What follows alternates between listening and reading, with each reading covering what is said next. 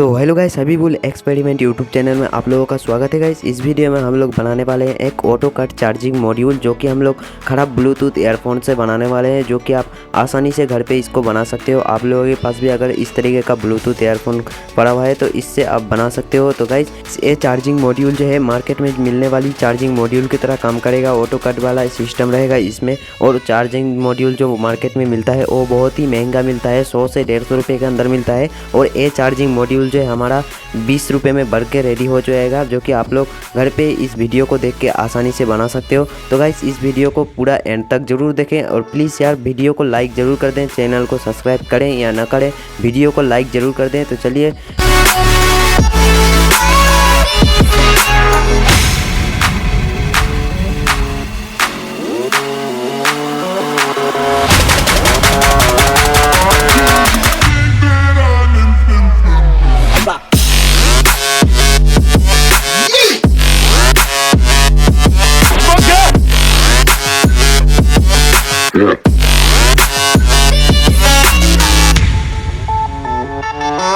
Yeah.